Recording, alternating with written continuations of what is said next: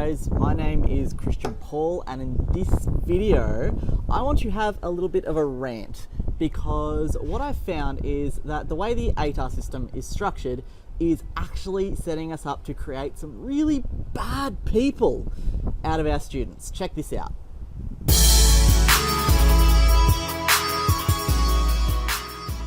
So I've been thinking about it ever since I was interviewing this guy. He was working towards becoming a maths tutor, and he was sitting through the job interview, and I asked him about how school went when he was going through school, and he said that it was really kind of tough because a lot of his friends were definitely against the idea of helping other people. And I sort of really wanted to dig into that, so I go, no, why do you think that is, that students don't want to help other people?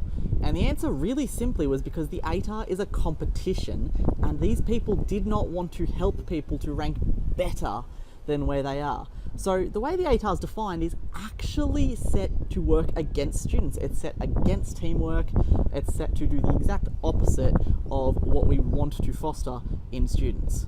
Now, the really scary part about this is students are going to get out of school having just spent the last year in fierce competition, and they're going to move into a world where teamwork rises above everything else. You know, every workplace on the planet has some degree of teamwork involved in it, and students are coming out of a system where basically they're encouraged not to help out their fellow students. Now, the problem here is fairly obvious, I hope, but it's actually building people who are socially unable to help people. Now, the weird part, or I guess scary part, is that if students were to take that different step and actually start helping themselves and others through that process, they would actually have a much easier time. The process of helping people around you, of teaching others whatever skills that you might have available to you, actually reinforces your own understanding. Not to mention, you start to build up those valuable social skills that are otherwise slightly neglected when we start to think about how the ATAR might be put together.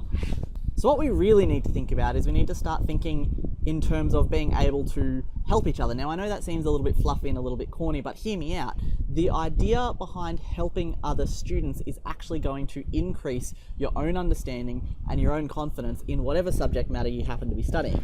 The fact that you sort of don't want to help someone because you're worried that they might rank higher than you is definitely not going to outweigh the benefits of being a useful, high quality resource or a helpful guide to someone, you know, anybody, the person next to you. It doesn't matter whether you're in the same cohort or even the same school, which is, I guess, one of the biggest parts of this scary competition, right? Is that you're competing against people from other schools, and if you don't score as well, then you might not get into the uni you deserve. See, the problem with that mentality is you are developing habits that are going to give you a lot of trouble later down the track as you start working in, you know, more professional environments where teamwork is not only encouraged, but it's actually necessary.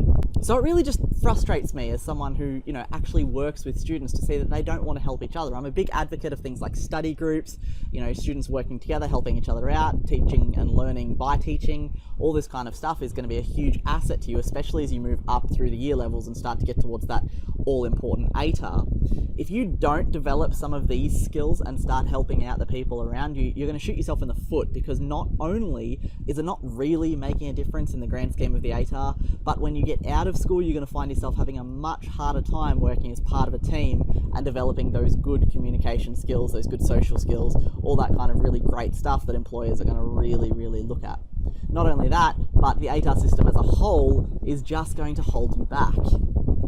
Alright guys, that's my little rant all over. That's my frustration off my chest. So hopefully you can take something away from that. You start thinking about maybe working towards helping out other students and stuff like that. Try not to think of the ATAR so much as a competition, even though it technically is, and it is geared that way. If you continue along that sort of level of thinking, you're going to find yourself in some serious trouble later on. Guys, my name is Christian Paul. Thanks very much for watching, and I'll catch up with you later. Bye.